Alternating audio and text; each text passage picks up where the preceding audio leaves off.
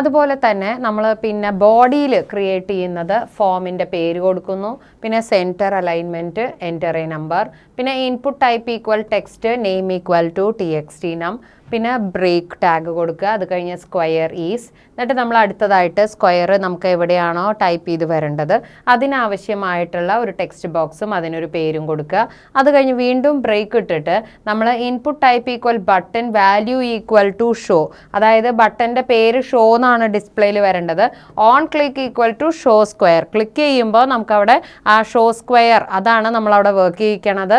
അത് കഴിഞ്ഞ് നമ്മൾ സെൻറ്റർ ക്ലോസ് ചെയ്തു, ഫോം ക്ലോസ് ചെയ്തു, ബോഡി HTML എല്ലാം ക്ലോസ് ചെയ്യണം.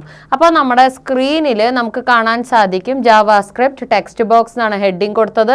എൻ്റർ എ നമ്പർ എന്ന് പറഞ്ഞു കഴിഞ്ഞിട്ട് നമ്മൾ അതിൻ്റെ ടെക്സ്റ്റ് ബോക്സ്, സ്ക്വയർ ഈസ് എന്ന് പറഞ്ഞിട്ട് അതിൻ്റെ ടെക്സ്റ്റ് ബോക്സ്, പിന്നെ ഷോ ബട്ടൺ, ഇത്രയും കാര്യങ്ങൾ നമ്മുടെ ആ ഒരു ഫോമിനകത്ത് നമ്മൾ കൊടുക്കുകയാണ്. അപ്പോൾ നമുക്ക് ഈ ഒരു പ്രോഗ്രാം കോഡ് നമ്മൾ വർക്ക് ചെയ്യിച്ച് കഴിയുമ്പോൾ നമുക്ക് അതനുസരിച്ച് കിട്ടുന്ന ഔട്ട്പുട്ട് സ്ക്രീനാണ് ഇവിടെ കാണിച്ചിട്ടുള്ളത്. അപ്പോൾ ഈ ഔട്ട്പുട്ട് സ്ക്രീനാണ് നമുക്ക് ഡിസ്പ്ലേയിൽ കാണുന്നത്. അപ്പോൾ ഇതുപോലുള്ള എങ്ങനത്തെ സ്ക്രീൻ വേണം അത് നമ്മൾ തീരുമാനിച്ച് അതനുസരിച്ച് നമുക്ക് നമ്മുടെ പ്രോഗ്രാം ഡിസൈൻ ചെയ്യാം.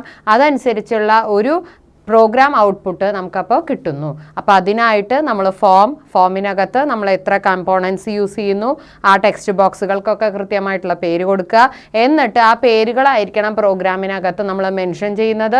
അതനുസരിച്ചാണ് നമ്മുടെ പ്രോഗ്രാമിലേക്ക് പോണതും. അത് വർക്ക് ആവുമ്പോൾ അതനുസരിച്ച് നമ്മളിപ്പോൾ ഇവിടെ എൻ്റർ എ നമ്പർ എന്ന് പറഞ്ഞാൽ നമ്പർ എൻ്റർ ചെയ്യുമ്പോൾ സ്ക്വയർ ഈസ്, അപ്പോൾ ഷോ ബട്ടൺ ക്ലിക്ക് ചെയ്യുമ്പോഴാണ് ആ സ്ക്വയറിൽ പോയിട്ട് അത് ആ എന്താണോ നമ്മൾ എൻ്റർ ചെയ്ത നമ്പർ നമ്മളവിടെ ഫോർമുല കൊടുത്തിട്ടുണ്ട്. അപ്പോൾ നമ്പർ നമ്പർ ചെയ്തിട്ട് ആ റിസൾട്ട് നമുക്ക് അവിടെ ഡിസ്പ്ലേയിൽ കാണിച്ചു തരുന്നത്. അടുത്തതായി ഒരു വെബ് പേജ് നമ്മൾ ക്രിയേറ്റ് ചെയ്യാണ്. ഈ വെബ് പേജിലൂടെ ക്യാപിറ്റൽ ഓഫ് എ സ്റ്റേറ്റ്, ഒരു സ്റ്റേറ്റ് നമ്മൾ എൻ്റർ ചെയ്ത് കൊടുക്കുമ്പോൾ ആ സ്റ്റേറ്റിൻ്റെ ക്യാപിറ്റലാണ് നമ്മൾ ഈ പ്രോഗ്രാമിലൂടെ എടുക്കാൻ പോണത്. അപ്പോൾ അതിന് വേണ്ടിയിട്ട് നമ്മൾ എന്താ ചെയ്യണമെന്ന് വെച്ചാൽ HTML ഹെഡ് ടൈറ്റിലിൽ നമ്മളിപ്പോൾ ജാവാസ്ക്രിപ്റ്റ് സ്വിച്ച് എന്ന് കൊടുത്തു. എന്നിട്ട് ടൈറ്റിൽ ക്ലോസ് ചെയ്ത ശേഷം സ്ക്രിപ്റ്റ് ലാംഗ്വേജ് ഈക്വൽ ജാവാസ്ക്രിപ്റ്റ്.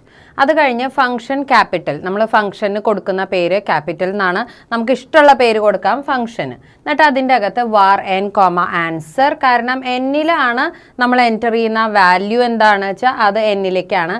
അപ്പോൾ document.frm capital.cbo state.selected ഇൻഡെക്സ്, അതായത് നമ്മളിപ്പോൾ ഇവിടെ നമ്മുടെ വെബ് പേജിൽ ഒരു പർട്ടിക്കുലർ ആയിട്ട് എന്തെങ്കിലും ഒന്ന് നമ്മൾ എൻ്റർ ചെയ്യുകയാണെങ്കിൽ അതിനനുസരിച്ച് അതിൻ്റെ ക്യാപിറ്റൽ സ്റ്റോർ ചെയ്തിട്ടുണ്ടാവും. അപ്പോൾ ആ സ്റ്റോർ ചെയ്തിട്ടുള്ളതാണ് നമുക്ക് പിന്നീട് ആക്സസ് ചെയ്യേണ്ടത്.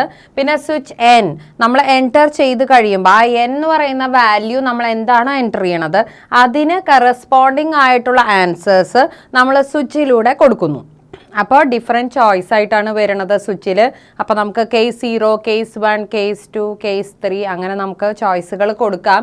എന്നിട്ട് കേസ് 0ൽ നമ്മൾ ആൻസർ ഈക്വൽ ടു തിരുവനന്തപുരം, അതായത് നമ്മളിപ്പോൾ എന്നിൽ കേരള എന്നാണ് കൊടുത്തതെങ്കിൽ കേരളയുടെ ക്യാപിറ്റലാണ് നമുക്ക് തിരുവനന്തപുരം. അതുപോലെ ഏത് സ്ഥലമാണ് നമ്മൾ കൊടുക്കണമെന്ന് വെച്ചാൽ അതനുസരിച്ച് നമുക്ക് ആ ക്യാപിറ്റൽ അവിടെ ഡിസ്പ്ലേയിൽ ഔട്ട്പുട്ടിൽ കാണാൻ സാധിക്കുന്നു. മാത്രമല്ല കേസ് കഴിഞ്ഞു കഴിഞ്ഞാൽ നമ്മളിവിടെ ആൻസർ ഈക്വൽ തിരുവനന്തപുരം കഴിഞ്ഞാൽ ബ്രേക്ക് കൊടുക്കണം. കാരണം എപ്പോഴും ഒരു ചോയ്സ് കഴിഞ്ഞാൽ അതിന് ബ്രേക്ക് വേണം, ഇല്ലെങ്കിൽ ആ ചോയ്സ് അവിടെ വെച്ച് ടെർമിനേറ്റ് ആവില്ല, സ്റ്റോപ്പ് ആവില്ല. അതുകൊണ്ട് തന്നെ നമുക്ക് ആ ബ്രേക്ക് വളരെ ഇമ്പോർട്ടൻ്റ് ആണ്.